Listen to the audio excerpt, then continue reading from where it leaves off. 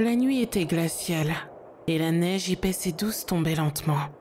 Elle se posait sur les branches des sapins, alourdissant peu à peu leur silhouette, tandis que le massif montagneux tout autour se noyait dans l'immensité blanche et silencieuse. Seul l'homme qui avançait à grandes enjambées perturbait la quiétude de ce paysage enchanteur. Rencontrer un homme aussi loin du village le plus proche relevait déjà de l'exception. Mais ce n'était pas le plus étrange. Sa main gantée de blanc se levait doucement dans l'air, balayant d'un geste imperceptible les couches de neige qui se soulevaient sans effort sur son passage, obéissant à une force invisible. Ses yeux bleus, perçant tels des éclats de glace, restaient fixés droit devant lui, implacables, comme s'il n'avait aucun doute sur sa destination. Pourtant, il avançait vers la paroi montagneuse, imposante et infranchissable, qui bloquait tout passage. Une fois devant la façade de pierre, il avait plongé sa main dans son épais manteau doré. Puis, il en avait sorti plusieurs objets, chacun chargé de son propre mystère. Une bourse en cuir usé, une branche de bouleau tordu et un petit récipient carré en acier qu'il disposa soigneusement devant lui. Il souleva lentement le couvercle du récipient, fronçant les sourcils en regardant la substance épaisse et d'un rouge sombre qui reposait à l'intérieur. D'un geste précis, il en préleva un peu du bout pointu de la branche, et avec une concentration presque rituelle, il se mit à tracer des symboles énigmatiques sur la surface rocailleuse devant lui. Une fois terminé, il ramassa la bourse et en sortit le contenu qu'il dissimula dans son poing serré. Les symboles tracés s'animèrent soudain, irradiant d'une lueur bleutée, tandis qu'il achevait son murmure, filtrant à travers sa longue barbe blanche. Une entaille se dessina dans la pierre, la fissurant lentement, tandis que de violents tremblements secouaient la montagne, provoquant de petits éboulements. Des fragments de roches mélangés à de la neige tombaient tout autour de lui, mais l'homme demeurait impassible, immobile, laissant les débris le frôler sans un frémissement. La fissure s'était élargie progressivement, jusqu'à se transformer en une vaste ouverture, haute de plusieurs mètres, et si profonde que son extrémité se perdait dans les ténèbres insondables.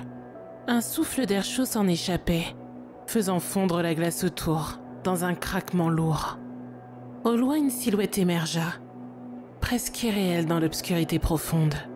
Elle se détachait, perceptible uniquement grâce au halo lumineux qui l'entourait, un halo de la même teinte que celui qui avait enveloppé les symboles quelques instants plus tôt. Les mouvements de la silhouette étaient d'une fluidité telle qu'elle semblait glisser sur le sol, sans un bruit, comme un spectre en apesanteur. Sa longue robe flottait derrière elle avec grâce, tandis que ses cheveux se déployaient en vagues légères, épousant chaque souffle du vent. À mesure qu'elle approchait de l'endroit où l'homme attendait patiemment, ses traits se dévoilaient avec une clarté troublante.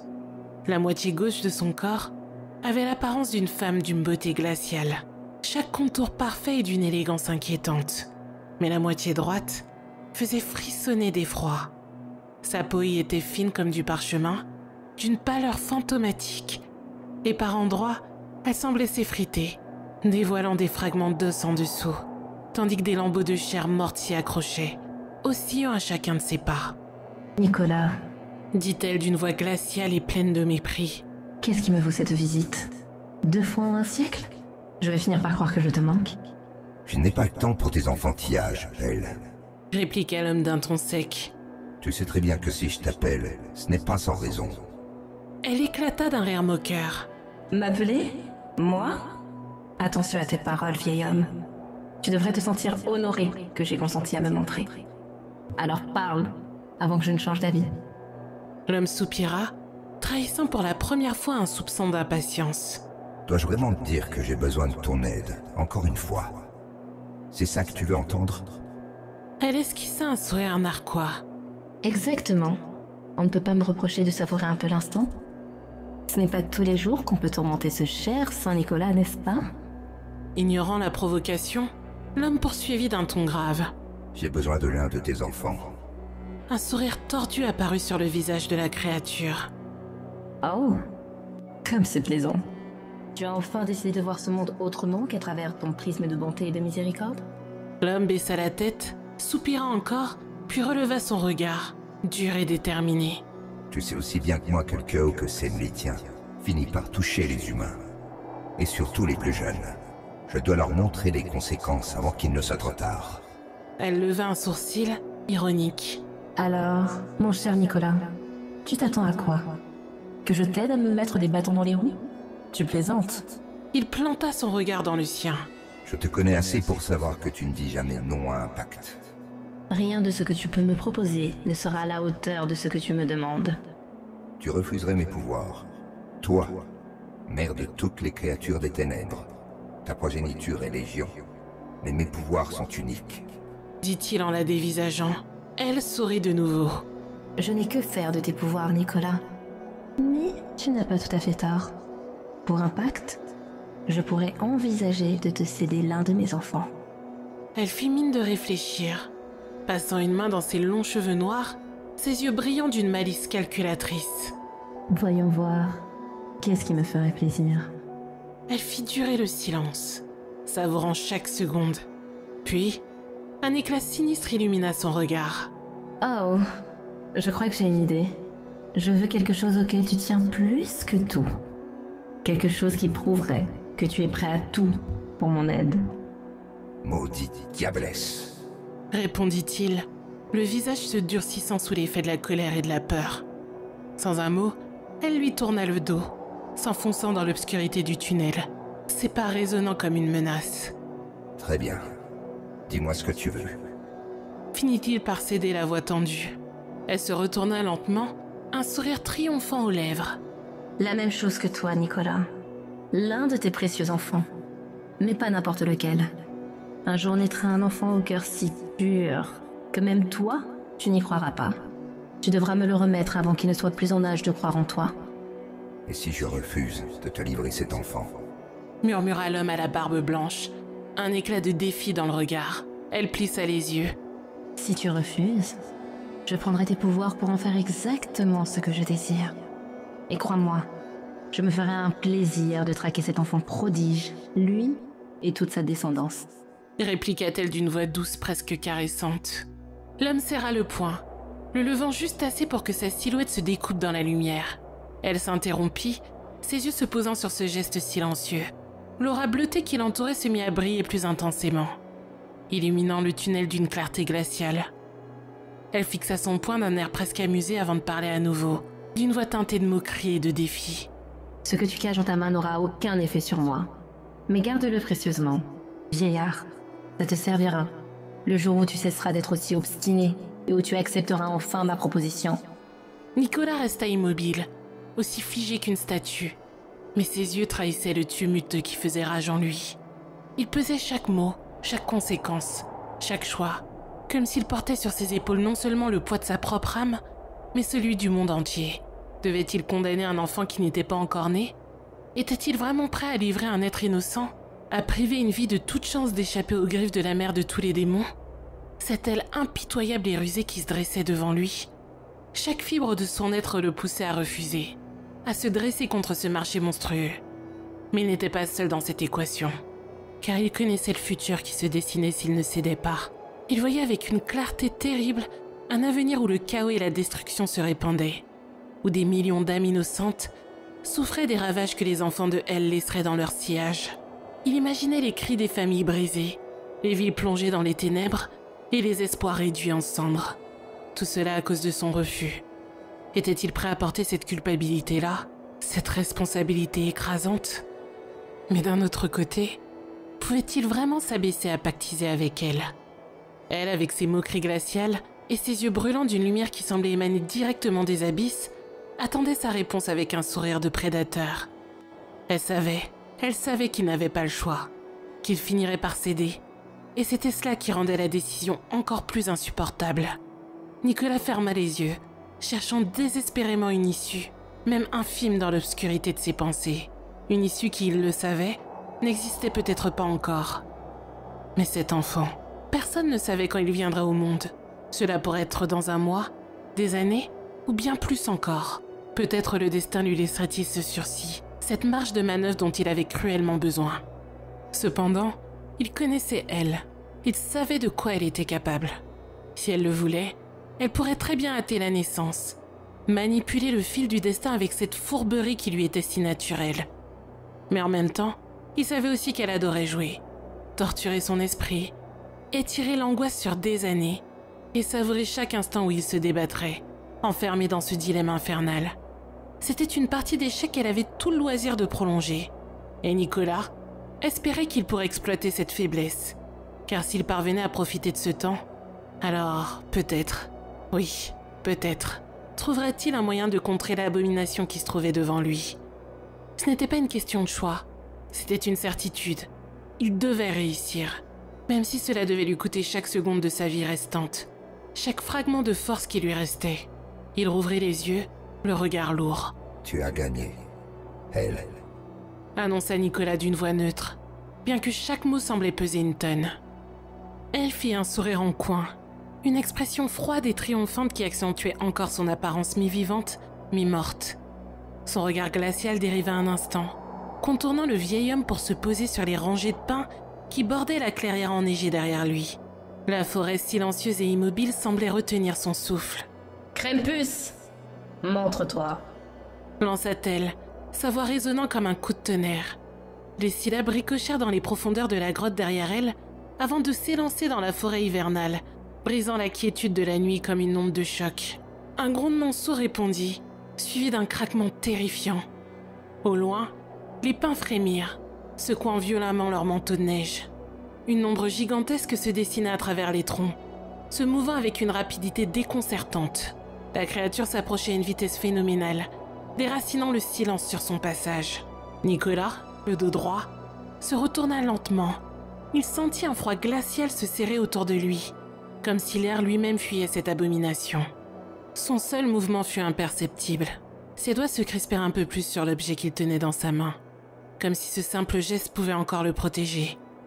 Le Krampus, comme elle l'avait appelé, se trouvait désormais devant lui. Son corps massif et voûté était recouvert d'une épaisse fourrure composée de longs poils noirs, sales et emmêlés. Ses jambes, torsadées comme celles d'un bouc, s'achevaient par des sabots fendus qui frappaient la neige avec un bruit sourd. Et son visage était un mélange terrifiant de traits humains et bestiaux, comme si quelque chose avait arraché une âme et tenté de la reconstituer dans un masque grotesque. Ses yeux, enfoncés dans leurs orbites, luisaient d'un rouge ardent, brûlant d'une fureur ancienne et implacable. De longues cornes en spirale jaillissaient de son crâne, encadrant un rictus dément où brillaient des croix acérées. À sa ceinture, des chaînes rouillées s'entrechoquaient à chaque pas, entrelacées de clochettes funestes, dont le tintement perçant résonnait dans l'air, tel un avertissement. Nicolas inspira profondément, laissant le froid mordant pénétrer ses poumons et engourdir ses pensées. Il redressa les épaules, comme si le poids de la décision qu'il venait de prendre pesait enfin sur lui. « Très bien, elle. » dit-il finalement, la voix grave mais résolue. « Tu as rempli ta part du marché. J'accomplirai la mienne. » Elle éclata d'un rire glacial. « Oh Nicolas, si noble, si prévisible. Fais ce que tu dois ou ne le fais pas. Mais sache une chose, je prendrai ce qui m'est dû. Cela ne fait aucun doute. » Ses yeux pâles et inhumains glissèrent alors vers le Krampus, qui restait figé dans l'ombre, telle une masse sombre et imposante. Ses prunelles déjà dénuées de chaleur perdirent encore un peu de leur éclat. « Quant à toi, » murmura-t-elle, sa voix basse et tranchante. « j'espère que tu comprends ce qu'un échec signifierait. Ne me déçois pas. » Le Krampus hocha lentement la tête, un mouvement lourd, mécanique, qui sembla faire vibrer le sol sous ses pieds. Il ne répondit pas, mais il n'en avait pas besoin. L'échange n'avait rien d'égalitaire. Elle tourna alors les talons, sa longue robe noire flottant derrière elle, comme une ombre vivante. Avec un simple geste de la main, elle commença à sceller l'entrée de la grotte, pierre après pierre, jusqu'à ce que plus aucune trace de son passage ne subsiste. Nicolas resta immobile, le vent glacial fouettant sa barbe blanche, le silence martelant comme une sentence. Lentement, il leva la main, serrant toujours l'objet qui semblait être son dernier espoir. Ses lèvres remuèrent à peine, tandis qu'il murmurait une incantation. Le Krampus devant lui se redressa, ses yeux rouges brillants fixés sur lui, prêt à obéir ou à le trahir. Il existait une créature qui attendait la nuit de Noël avec encore plus d'impatience que les enfants du monde entier. Tandis que les étoiles perçaient timidement le ciel givré du pôle Nord, le Krampus siégeait sur son trône de pierre noire, enfoui au plus profond de ce lieu, où même la lumière hésitait à entrer. Le silence autour de lui était absolu, seulement interrompu par le crissement lointain du vent qui s'engouffrait dans les fissures de sa prison. Cela faisait des siècles qu'il avait été enfermé ici, lié par un pacte ancien et cruel passé entre sa mère, elle, et le soi-disant bienveillant Saint Nicolas. Chaque hiver, lorsque le sol de son antre se recouvrait de neige, le Krampus sentait ses chaînes invisibles s'alléger. Pendant quelques heures, une seule nuit par an, il était libre d'arpenter les ruelles sombres, de se glisser dans les ombres des cheminées. Mais cette liberté éphémère avait un prix. Il était le spectre de la punition, l'ombre qui suivait le vieux bonhomme en rouge. Le rituel était immuable. Saint Nicolas, ou le Père Noël comme les humains le nommaient désormais, distribuait des jouets et des sucreries aux enfants sages. Mais pour ceux qui figuraient sur l'autre liste, ceux dont le comportement avait franchi la ligne invisible entre l'innocence et la cruauté, il laissait un morceau de charbon. C'était simple et ça semblait anodin. Mais pour le Krampus, ce charbon était une invitation, une autorisation silencieuse. Le monstre cornu trouvait cela hypocrite. Il imaginait souvent le vieux Nicolas, les sourcils froncés et les mains tremblantes, glissant un morceau de charbon rugueux au fond d'une chaussette colorée, comme s'il ne savait pas exactement ce qui allait suivre, comme s'il ne comprenait pas que ce charbon n'était pas juste un symbole, mais une condamnation. Bien sûr, le Krampus ne se plaignait pas. Chaque décembre était pour lui une fête macabre, une parade silencieuse où il pouvait laisser libre cours à ses instincts les plus sombres. Mais il était très intelligent. Il avait remarqué au fil des dernières années que l'emprise de Nicolas sur lui s'était affaiblie, comme si le vieil homme concentrait ses pouvoirs ailleurs, sur quelque chose d'encore plus important que ce qui liait le Krampus à sa volonté. Cela faisait plusieurs hivers que la créature testait les limites de cette nouvelle faiblesse. Chaque fois qu'il était libéré, même pour quelques heures, il sentait ses propres pouvoirs revenir doucement, comme une flamme vacillante qui retrouvait son oxygène. Il pouvait sentir la peur des enfants plus clairement, entendre leurs cauchemars avec une précision presque douloureuse. Et au fond de lui, une idée germait, une pensée obsédante, la liberté totale. Mais pour cela, il devait comprendre ce qui épuisait Saint Nicolas. Quel secret drainait ses forces et diminuait son contrôle? Pourquoi le vieux bonhomme semblait si fatigué, si fragile? Alors que la neige s'accumulait doucement dans son antre, le Krampus se leva lentement de son trône.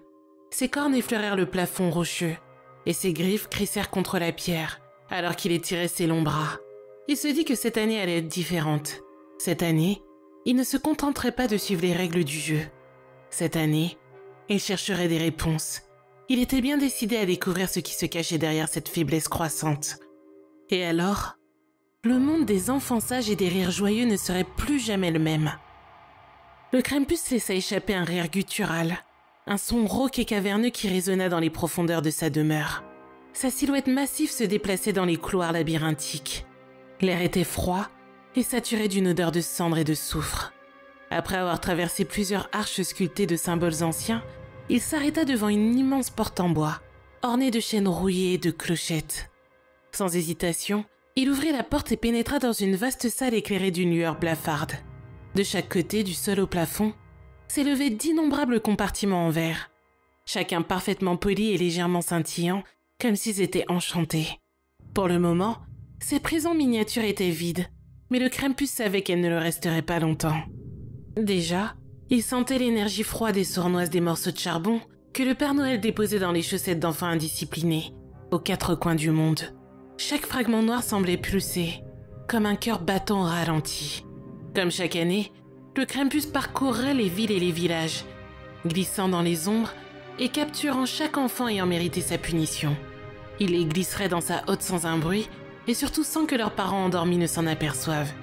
Puis, il les ramènerait ici et les enfermerait dans ces prisons de verre, où des tourments psychologiques soigneusement façonnés les attendraient.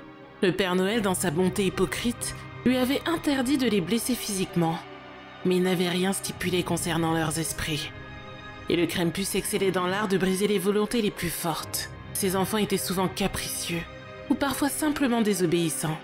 Mais de temps en temps, il tombait sur un spécimen exceptionnel. Un enfant si mauvais, si cruel, qu'aucune rédemption ne semblait envisageable. Cela, il les gardait pour lui, savourant chaque moment passé à les plonger dans des cauchemars sur mesure. Et cette année, il avait trouvé une perle rare, une petite fille du nom de Cynthia. Cynthia avait tout juste 10 ans, une enfant adorable en apparence, avec ses longues boucles dorées et ses yeux verts brillants comme des émeraudes. Elle aurait pu être l'image même de l'innocence si son cœur n'avait pas été rempli de cruauté. Cynthia aimait torturer les autres. Par exemple, elle adorait dire à sa petite sœur que le soir, des horribles monstres sortiraient de son placard ou de sous son lit et l'emporteraient loin de chez eux à tout jamais. Mais son terrain de jeu favori était l'école. Ses camarades étaient des pions sur un échiquier où elle seule décidait des règles. Cependant, parmi ses victimes, il y en avait une qu'elle préférait par-dessus tout. Adam, un jeune garçon frêle et timide, aux cheveux toujours en bataille et aux yeux constamment baissés. Adam était doux et bienveillant, ce qui le rendait aux yeux de Cynthia terriblement amusant à tourmenter. Elle prenait un malin plaisir à le pousser, à lui murmurer des menaces à l'oreille et à lui faire porter le blâme pour des fautes qu'il n'avait pas commises. Chaque fois qu'il rougissait ou baissait les yeux, elle ressentait une étrange satisfaction. Mais tout cela n'était qu'un jeu pour elle. Un jeu dangereux qui avait fini par déborder des murs de l'école. Une semaine avant les vacances d'été, Cynthia avait frappé à la porte de la maison d'Adam. Avec son sourire angélique et ses yeux pleins de promesses, elle avait demandé à la mère du garçon si Adam pouvait sortir jouer avec elle. La mère, trompée par cette façade impeccable, avait accepté sans hésiter. Adam, quant à lui, avait acquiescé d'un signe de tête, son visage aussi pâle que de la porcelaine. Chaque pas qu'il faisait à côté de Cynthia était un pas vers l'inévitable. Il s'était éloigné de la maison, s'enfonçant dans le parc voisin, où les arbres semblaient former une cage naturelle autour d'eux. Cynthia avait conduit Adam jusqu'au petit étang niché au cœur du parc, là où l'eau sombre et tranquille reflétait les branches touffues des arbres. 2 adultes étaient assis sur un banc non loin, bavardant à voix basse. Cynthia avait jeté un regard rapide dans leur direction avant de se tourner vers Adam, lui faisant un sourire qui semblait presque sincère. « Et si on se ricochait des cailloux sur l'eau ?» La proposition avait désarmé Adam. Sa méfiance, toujours présente lorsqu'il était seul avec Cynthia, s'était estompée devant le masque de gentillesse qu'elle avait habilement revêtu. Le garçonnet s'était alors accroupi pour ramasser quelques pierres plates, les sélectionnant avec soin et espérant qu'elles glissent parfaitement sur la surface de l'étang. Cynthia l'avait imité, ramassant elle aussi quelques cailloux et les lançant de temps en temps, riant de ce jeu enfantin. Pour un passant, la scène aurait paru tout à fait innocente. 2 enfants s'amusant et partageant un moment de camaraderie. Mais les yeux de Cynthia, malgré son sourire, trahissaient une étincelle froide et calculatrice. Lorsque les 2 adultes s'étaient enfin levés pour partir, Cynthia avait saisi sa chance. D'une voix exaltée, elle avait pointé du doigt la surface de l'étang, prétendant y avoir vu un poisson. Adam, curieux et plein d'espoir, s'était penché de plus en plus au-dessus de l'eau sombre. Puis tout avait basculé. 2 petites mains s'étaient abattues sur son dos frêle, le poussant avec une force inattendue. L'étang avait englouti Adam, ses cris étouffés par l'eau trouble. Il s'était débattu, paniqué tandis que le rire cristallin et cruel de Cynthia résonnait à ses oreilles. Heureusement, les 2 adultes n'étant pas encore complètement hors de portée, avaient entendu les appels à l'aide désespérés et s'étaient précipités pour tirer Adam hors de l'eau. Cynthia, quant à elle, s'était figée, affichant une expression d'effroi totalement fausse. Les larmes au bord des yeux, elle jouait à la perfection le rôle de la petite fille traumatisée et innocente. Encore plus terrorisée par Cynthia, une fois sortie de l'hôpital, Adam avait prétendu avoir glissé tout seul et que tout cela n'avait été qu'un accident, lavant la petite fille de tout soupçon. Le Krampus ne pouvait nier que les actes de méchanceté étaient brillants. Et c'était exactement pour cela qu'il l'avait choisie et s'apprêtait à lui faire vivre un véritable cauchemar.